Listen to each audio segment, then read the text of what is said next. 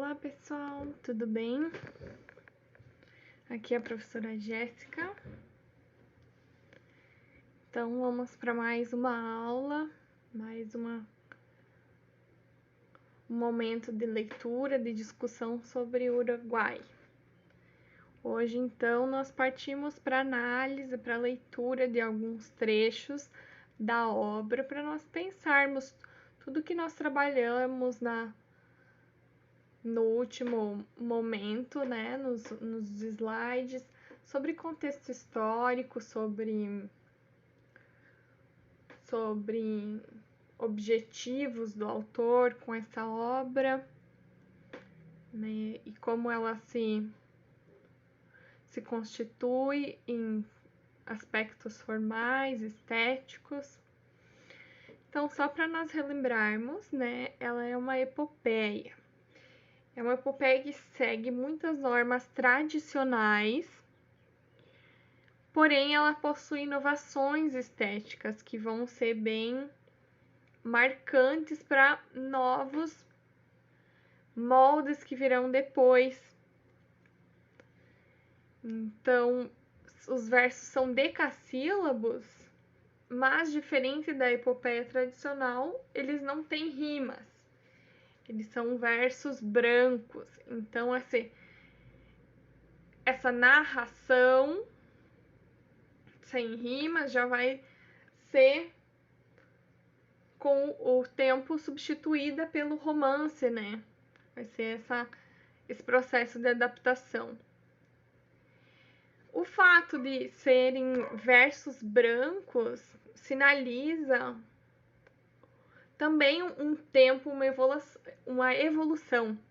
Isso porque na epopeia tradicional, nas primeiras epopeias, a rima era um recurso utilizado para memorização, né, que facilitava na exposição e declamação, enfim, dos textos e da sua gravação para a posteridade. Então já vamos iniciar a leitura da obra. Então o primeiro canto, ele inicia compondo um cenário, mostrando um cenário de desolação, de guerra, com corpos, com sangue, que já é um recurso de in media res, porque a narrativa não começa no início, né? Não segue desde o início uma ordem cronológica. Então aponta dá esse flash desse cenário de desolação para depois voltar e encaminhar passo a passo para como chegou esse ponto, né? Como chegou esse momento. Então, fumam ainda nas desertas praias lagos de sangue tépidos e impuros, em que ondeiam cadáveres despidos, pasto de corvos, dura ainda nos vales o rouco som da irada artilharia. Então, os barulhos de fogos, de canhões, o pasto de corvos, né, que comem os cadáveres, os lagos de sangue, então um cenário realmente de horror. Em seguida, ele vai fazer a menção à musa, né, essa invocação à musa, que é uma característica da epopeia, que é quando o autor, o eu épico, ele recorre a um ser que para que toda a glória do seu texto, né, para toda a inspiração de que ele necessita venha, junte-se a ele nessa missão. Então, musa, honremos o herói que o povo rude subjugou do Uruguai, e no seu sangue dos decretos reais lavou a afronta. Ai, tanto custas ambição de império.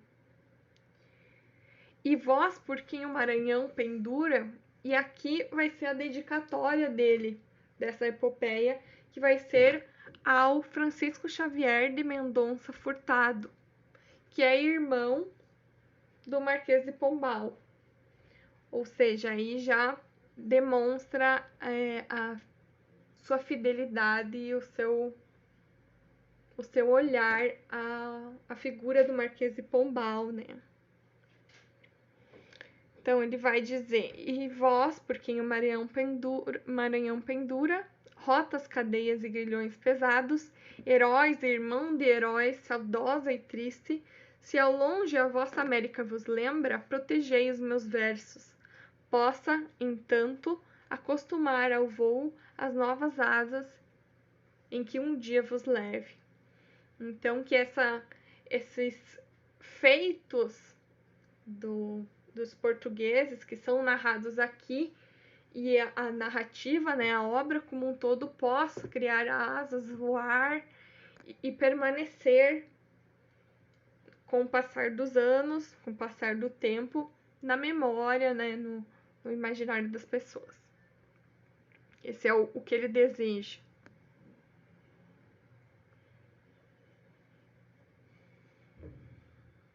Então, depois,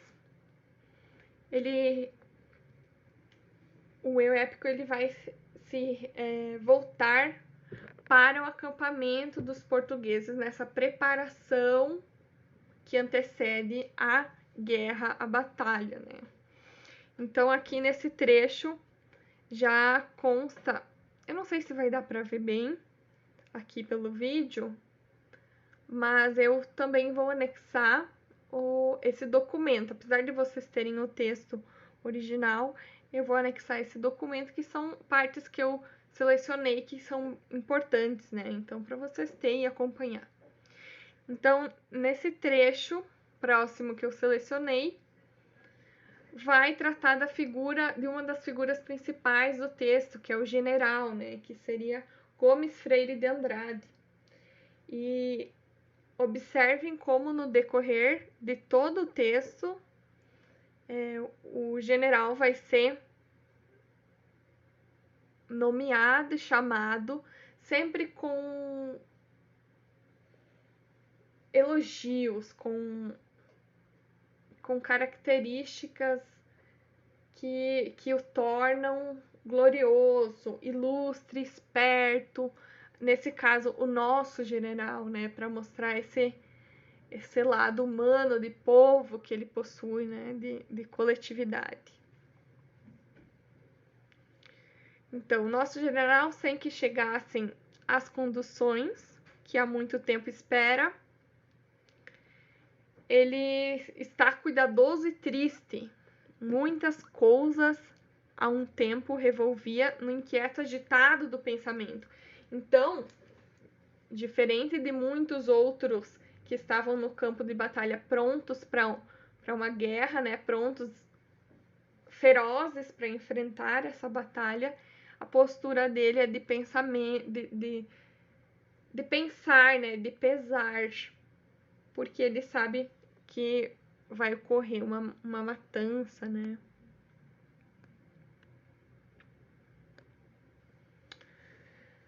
E aqui se segue durante todo esse canto falando sobre a campanha militar e os grupos que vão se juntando, as cartas que recebe falando do momento em que vão se encontrar, né? E essa parte que eu coloquei em vermelho é importante, então ela vai falar, já começar essa crítica que ele constrói sobre os jesuítas e também a ganância, a ambição desse grupo. Atrás dos forçosíssimos cavalos, quentes e sonoros eixos vão gemendo, com o peso da funesta artilharia. Vinha logo de guardas rodeado, fonte de crimes, militar tesouro, por quem deixa no rego curvarado o lavrador que não conhece a glória, e vendendo a vil preço o sangue e a vida, move, e nem sabe por que move, a guerra. Então, uma crítica a esses sujeitos que vão para a guerra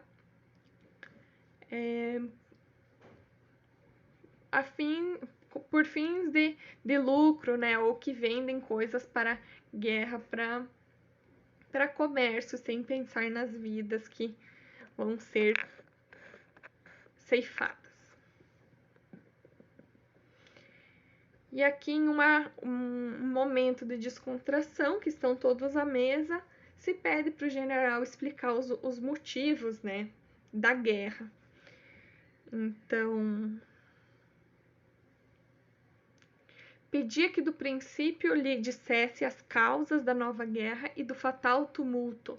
Se os padres seguem os rebeldes povos, quem os governa em paz e na peleja? Que do premeditado oculto império vagamente na Europa se falava. Então, e ele vai continuar falando sobre as divisões que foram feitas nesse novo tratado para que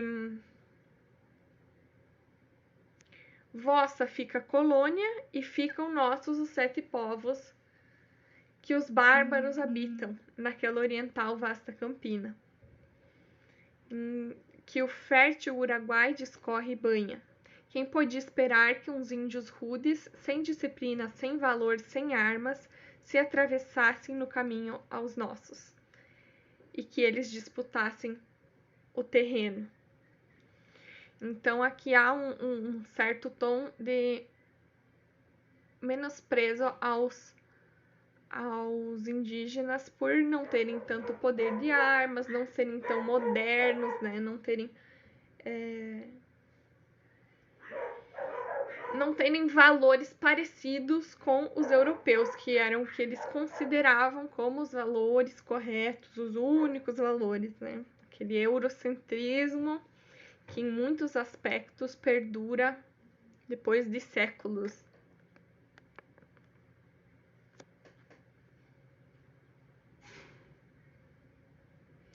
O canto segundo já vai tratar da guerra mesmo, né? Do cenário da batalha.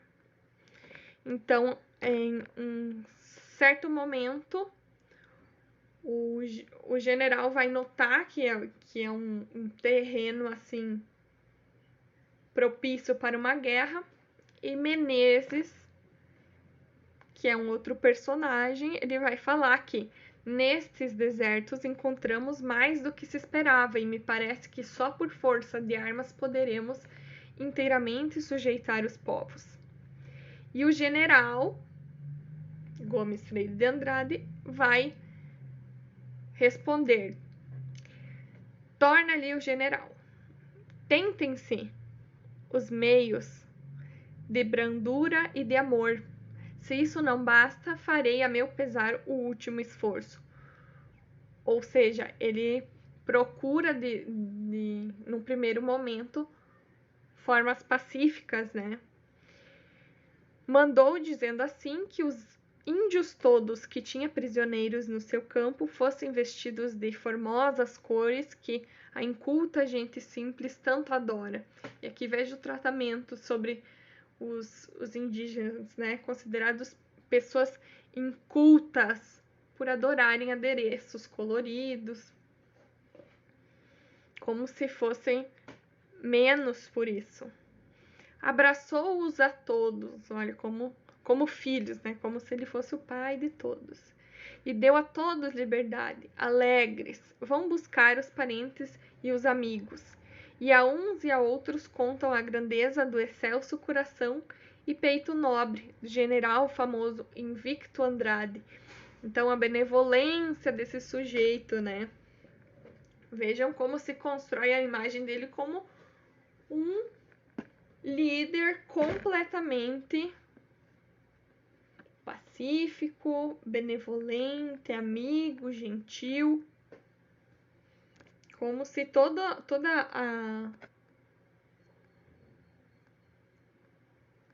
a corte portuguesa, né, o próprio Marquês de Pombal fosse assim. É essa a imagem que se pinta aqui nessa obra.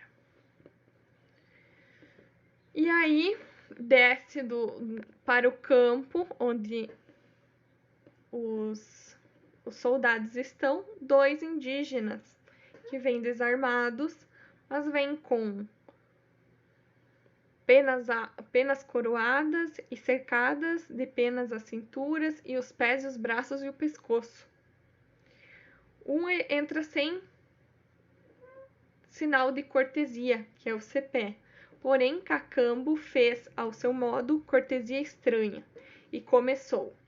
E ele começa um discurso que eu acho importante nós lermos para entender melhor esse pensamento e ter em vista essa perspectiva do indígena, a voz do indígena.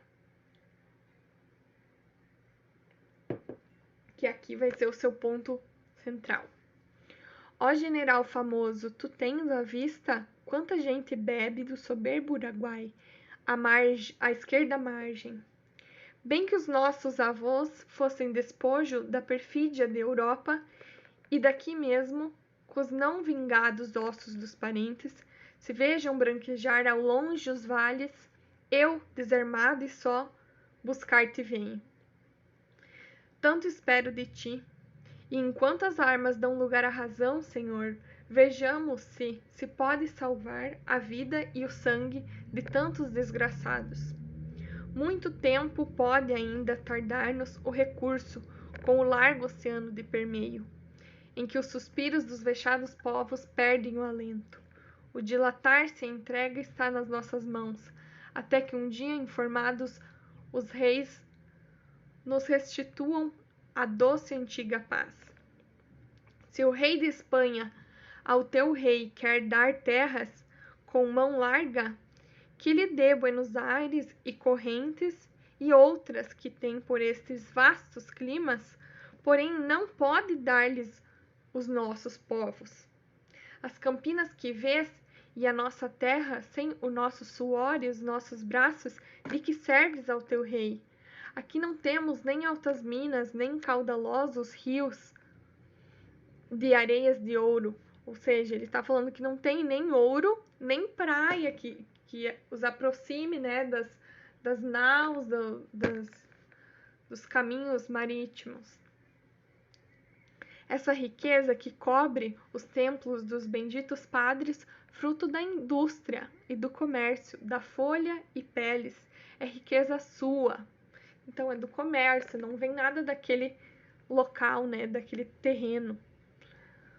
Com o arbítrio dos corpos e das almas, o céu lhe deu em sorte. A nós somente nos toca arar e cultivar a terra, sem outra paga mais que o repartido por mãos escassas, mísero sustento. E o arco e as setas e as vistosas penas são as nossas fantásticas riquezas, muito suor e pouco ou nenhum fasto. Volta, Senhor, não passes adiante. Que mais queres de nós? Não nos obrigues a resistir-te em campo aberto. Pode custar-te muito sangue o dar um passo. Não queiras ver se cortam nossas frechas. Vê que o nome dos reis não nos assusta. O teu está muito longe e nós, os índios, não temos outro rei mais do que os padres. E o general vai responder. Então vejam como é forte esse discurso dele, né? Ele vem numa postura pacífica, numa postura de tentar chegar a um acordo. Ele propõe bem outras terras, não essa que é dos povos dele desde a origem, né, do seu povo. Então há essa busca por chegar a um consenso, né? Diferente do que muito se pregava, os indígenas não eram selvagens, eles tinham essa postura de buscar ficar em uma posição pacífica com outros. E eles tentam isso, né, através desse discurso. Porém, a postura do general vai ser de apontar que os indígenas estão sendo manipulados pelos jesuítas e dizer que quem é o pai deles mesmo é o rei, né? Então ele vai dizer: ó alma grande, digna de combater por melhor causa, vê que te enganam, risca da memória vãs, funestas imagens, que alimentam envelhecidos mal fundados ódios. Por mim te falo, rei, ouve-me, atende-me e verás uma vez nua a verdade. Fez-vos livre o céu, mas se o ser livres era viver errantes e dispersos, sem companheiros, sem amigos, sempre com armas na mão, em dura guerra, ter por justiça a força e pelos bosques viver do acaso, eu julgo que ainda fora melhor a escravidão do que a liberdade. Então ele, pela postura de europeu e cultura de europeu, entende que era melhor eles serem escravizados do que levar a vida que eles viviam, do jeito que eles viviam. Mas nem a escravidão nem a miséria quer o benigno rei que o fruto seja da sua proteção. Em vós os padres como vós, vassalos, é império tirânico que usurpam. Nem são senhores, nem vós sois escravos. O rei é vosso pai. Quer-vos felizes. Sois livres como eu sou e sereis livres, não sendo aqui em qualquer outra parte. Né? Então aqui, e em seguida ele fala que se eles tiverem uma postura rebelde, eles serão repreendidos, né? Porque essa é a voz do rei. E aí Cacambo fica muito pensativo, né, com isso, mas Cepé interrompe, né, quando ele ia começar a falar e já mostra uma outra perspectiva de que já não é tão pacífica, mas que é de fazer os europeus refletirem ainda mais sobre as atrocidades que são cometidas, né, por não deixarem a terra que é deles como deles. Cacambo fez mais do que devia e todos sabem que estas terras que pisam o céu livres deu aos nossos avós. Nós também livres as recebemos dos antepassados.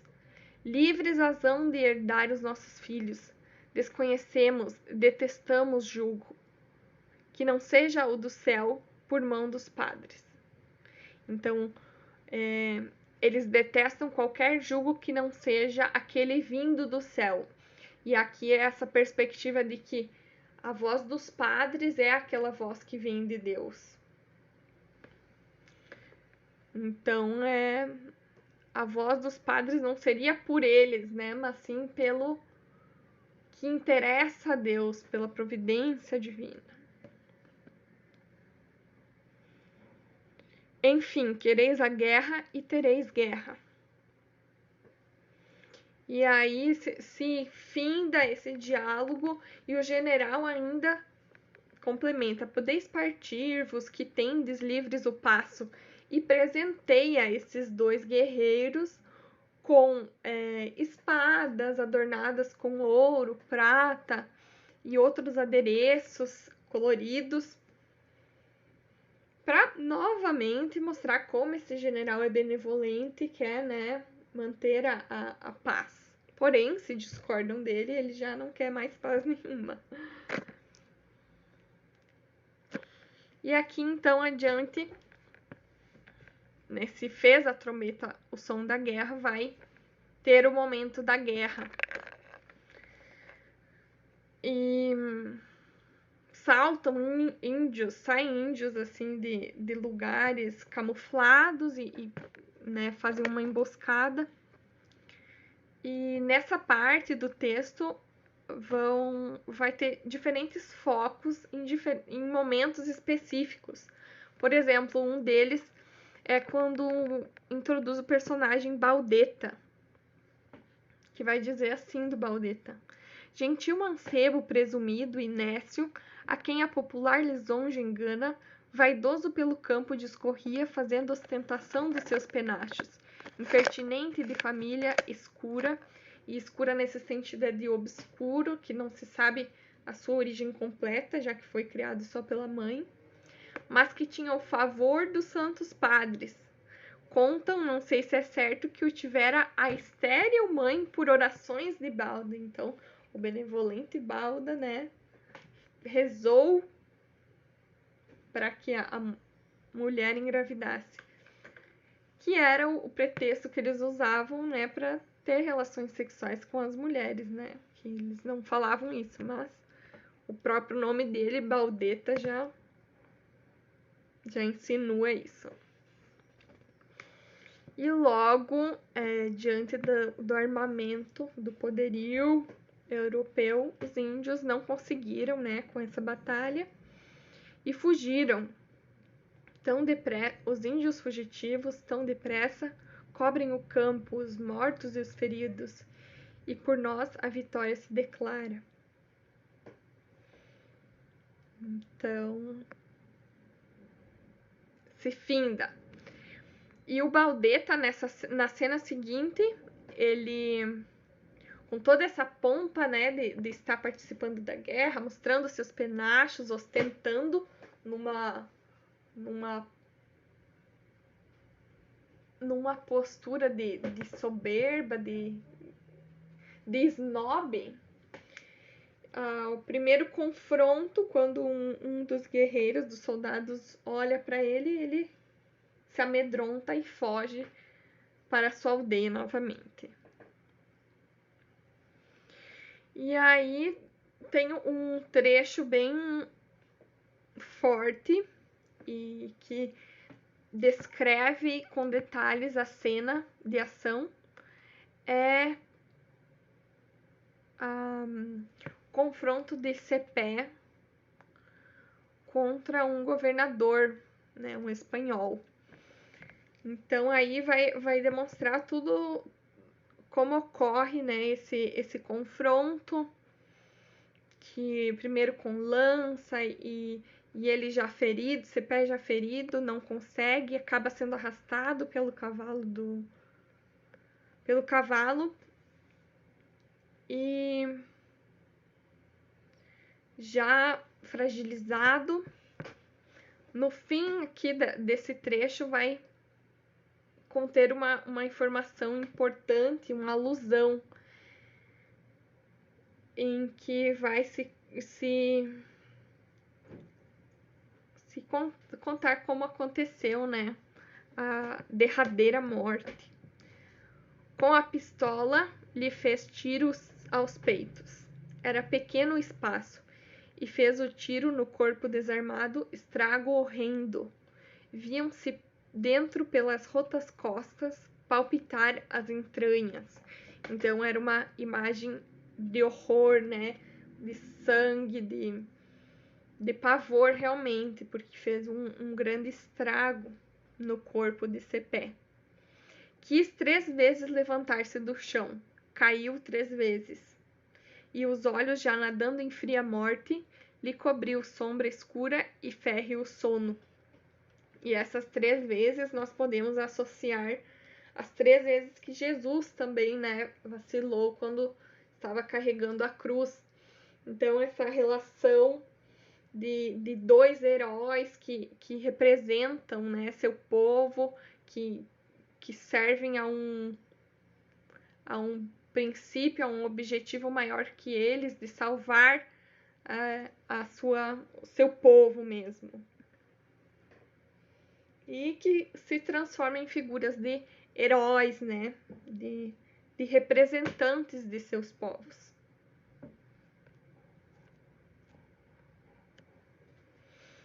No canto terceiro, então ele fica lá, né, Cepé fica lá como qualquer outro daqueles feridos, daqueles mortos, naquele banho de sangue, naquele mar de corpos sem vida.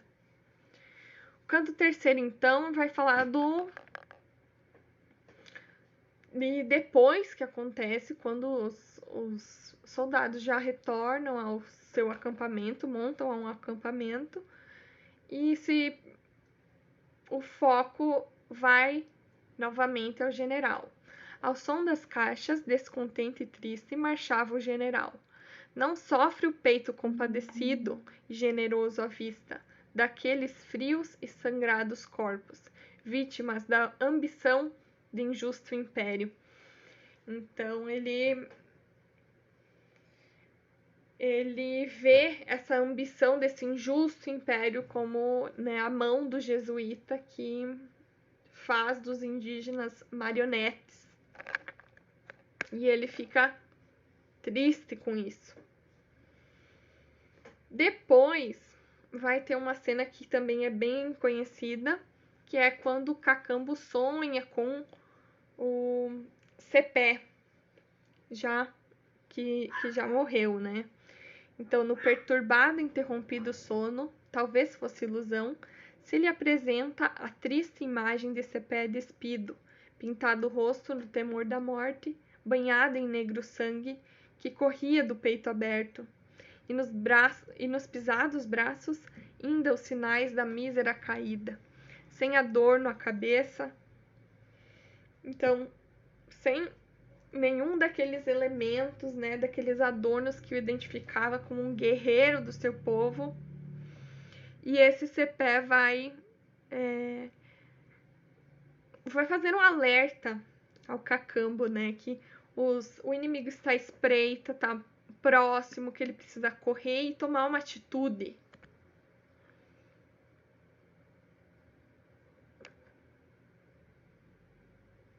Né, e precisa resistir, não se deixar abater. E como última fala, ele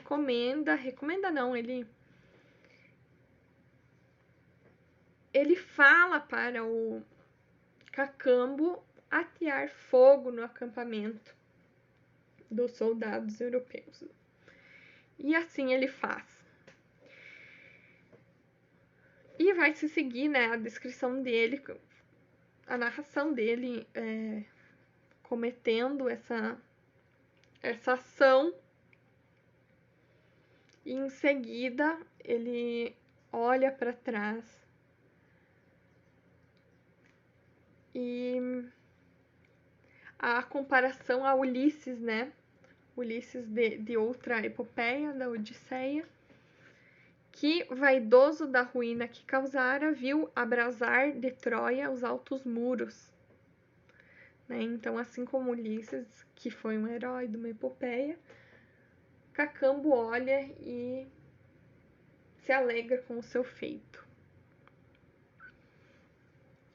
E corre para o seu povoado, a sua aldeia, né? Para encontrar Balda, contar do feito dele e de como se sucedeu, né, os fatos naquele dia. Mas não sabia que a fortuna, entanto, lhe preparava a última ruína. Quanto seria mais ditoso, quanto melhor lhe fora o acabar a vida na frente do inimigo, em campo aberto ou sobre os restos de abrasadas tendas, obra de seu valor. Então, ele já inicia essa parte do texto com esse lamento. Acontece que ele tinha acabado de se casar com Lindóia e queria se encontrar com ela. Balda não permite e o aprisiona. Não se sabe por que ainda, não fica claro na narrativa ainda por quê. Então, manda que uma escura prisão o esconda e a parte da luz do sol. Nem os reais parentes, nem dos amigos, a piedade e o pranto da enternecida esposa abrando o peito do obstinado juiz. Ubalda, até que a força de desgosto, de mágoa e de saudade, por meio de um licor desconhecido que lhe deu compassivo o Santo Padre, jaz o ilustre Cacambo, entre os gentios, único que na paz e em dura guerra, de virtude e de valor, deu claro exemplo, chorando ocultamente e sem as honras de régio funeral, desconhecida, pouca terra os honrados ossos cobre. Então aqui há esse momento em que não, apesar de ter sido um guerreiro tão nobre, ele não encontra um funeral de respeito correspondente ao que ele representou para aquele povo. E Lindóia fica muito fragilizada, né, muito aterrorizada com essa situação e recorre, e quem auxilia é Tanajura, né, que é uma xamã que representa aquele resgate da cultura, dos rituais, né, cultura ritualística daquele povo. E ela participa de um ritual e tem uma visão. Essa visão, então, alguns trechos vão salientar, né, que ela vê Lisboa, então, o rio, a praia, o vale, os montes onde tinha sido Lisboa, e viu Lisboa entre despedaçados edifícios com o solto cabelo descomposto, tropeçando em ruínas e encostar-se. E aqui é uma alusão ao terremoto que assolou Lisboa e que foi Marquês de Pombal que ajudou nessa reconstrução, na construção de edifícios e de construções mais fortes, né? Pesquisou sobre isso também, então vê mais o Luz Atlante, esse vai ser Marquês de Pombal, que forceja por sustentar o peso desmedido nos roxos ombros, mas do céu sereno em branca nuvem, próvida donzela, rapidamente desce e lhe apresenta de sua mão, espírito constante, gênio de Alcides, que de negros monstros despeja ao mundo e enxuga o pranto da pátria. Então ele, com uma força que vem dos céus, ele consegue enxugar o pranto da pátria. Ela também vai ver a figura dos negros e compridos panos dos sujeitos que entram em suas naus para ir em outros cantos do mundo, né? Que levam a discórdia, o furor, que seriam os jesuítas, né? Então ela tem essa consciência agora, apesar de não entender claramente as suas visões. Além disso, vê destruída a república infame, que seria dos jesuítas, e bem vingada a morte de Cacambo. No canto quarto, então, tem o seu início vai ser é interessante observar a descrição que se faz do cenário. E nós podemos relacionar essa descrição com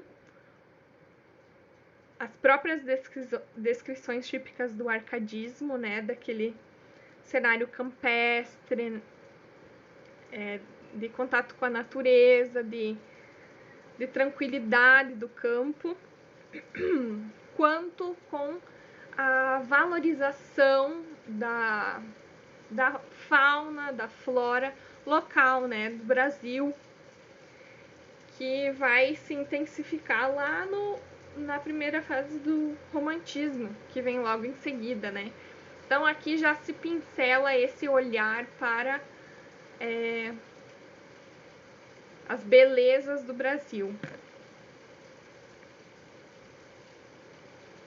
Para não passar muito do tempo, né? Então vocês, quando leiam essa parte, né? Eu só vou pegar as informações mais importantes para não ler demais, né?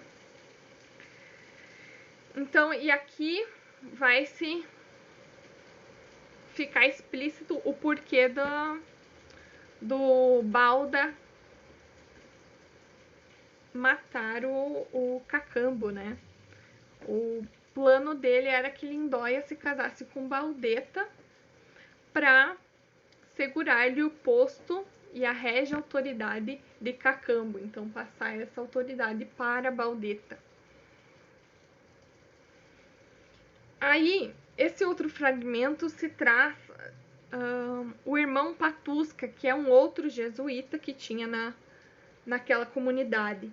Diferente da postura do Balda, que é de maldade, esse se apresenta como um sujeito pesado, com enormíssima barriga, que tira horas de descanso, ou seja, é um sujeito despreocupado com trabalho, né? E que só quer saber de descansar, de comer em excesso, de excessos da vida carnal, né? Da fraqueza humana. Então, outro lado dos jesuítas que é evidenciado aqui, que também não é positivo, né? Dá pra ver essa perseguição a essa figura. Então,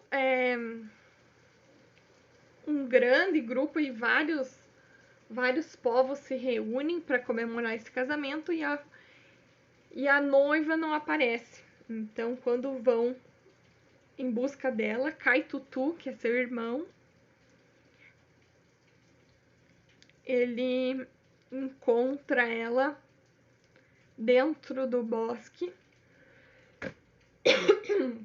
em um lugar muito bonito, porém melancólico, escuro, parece úmido, assim, um clima meio cavernoso, porém com flores também, né? Então é descrito como esse lugar delicioso e triste, é quase uma experiência de sinestesia, né? Que se pode sentir o cheiro, o tato desse lugar.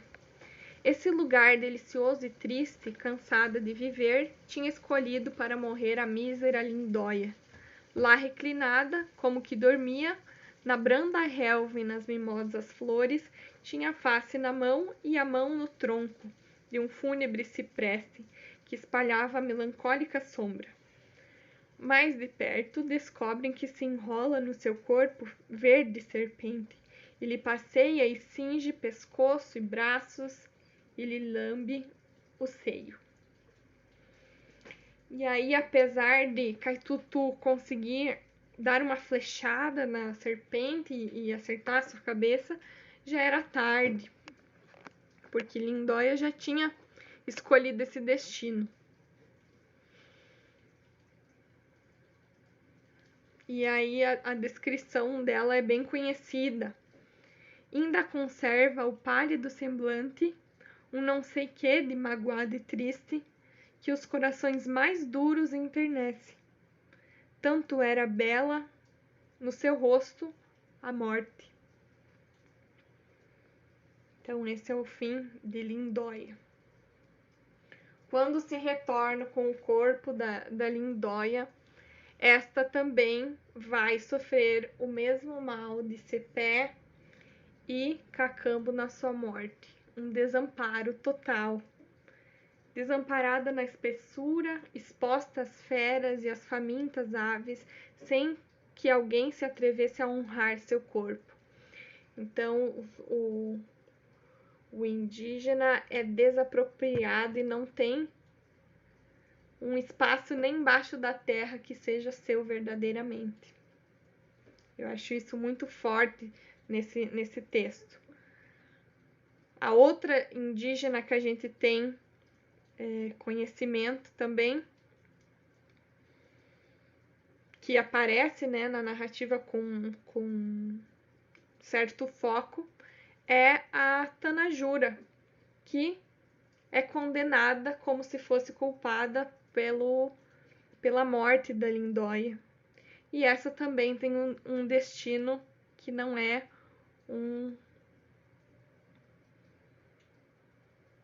um destino de glória, de honra. Ela é atada dentro de uma choupana e Balda incendeia então todo o vilarejo, iniciando na casa dela, né? No lugar onde ela está aprisionada. Ouviam-se de longe altos gritos da miserável Tanajura. E aí aqui então o general retorna. Por mais que ele se apresse, ele só acha cinzas desse local.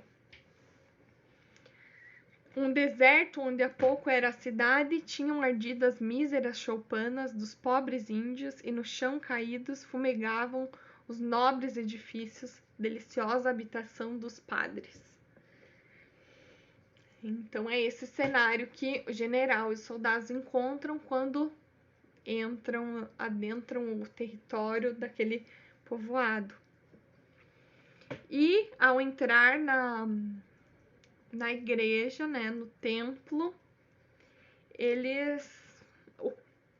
o quinto canto ele vai se direcionar à descrição daquele cenário religioso, daquelas imagens, do que representavam, do que deixaram de representar quando tudo se foi queimado, destruído, as imagens foram destruídas. Então, o quinto canto ele vai se voltar para isso.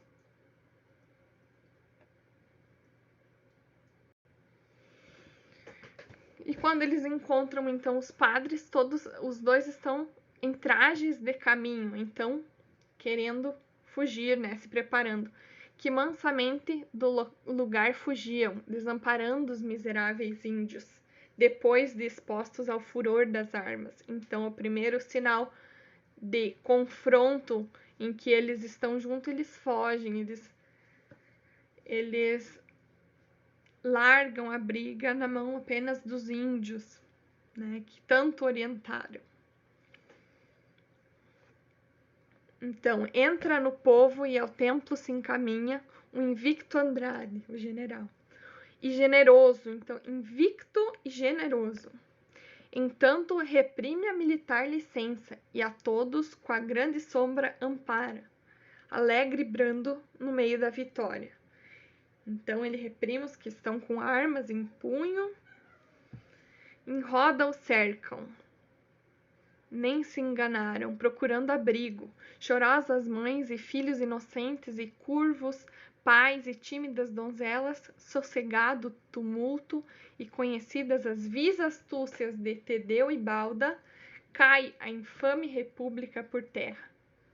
Aos pés do general as toscas armas, já tem deposto o rude americano, indígena, que reconhece as ordens e se humilha, e a imagem do seu rei prostrado adora. Então, mais uma vez o indígena ele precisa se submeter às ordens, né, aos mandos e desmandos de um outro europeu, que não é mais o jesuíta, mas que agora é o rei. Então, se segue, né,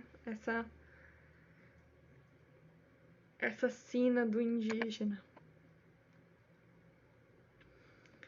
E, por último, o que se faz é um desejo de que o Uruguai seja lido, né? É o eu épico falando assim da glória que ele almeja para esse texto, né?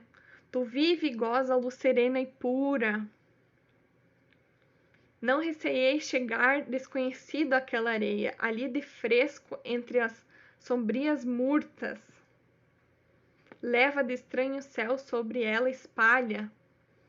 Então busca o sucessor que te encaminhe ao teu lugar que há muito te espera. Então esse lugar de glória, né? Então esse texto eu acho muito interessante e eu quis, embora seja um pouco demorado, eu quis abordar alguns trechos com vocês, né, para entender mais como está presente a figura pombalina, como se molda nesse texto a figura do indígena e que caminho se percorre para que esse texto seja importante para reconhecer o indígena como uma figura que vai ser de herói nacional mais para frente no romantismo, né? Então, espero que tenha ficado claro tudo que eu tentei explicar. As questões eu vou encaminhar também, né, para vocês realizarem. Vai ser avaliativa, mas é bem tranquilo. Tudo sobre coisas que nós trabalhamos aqui e tenho certeza que todos vão conseguir responder. Qualquer dúvida eu estou à disposição. Se tiver ficado alguma coisa não muito clara, me chamem. Certo, pessoal? Um bom estudo a todos.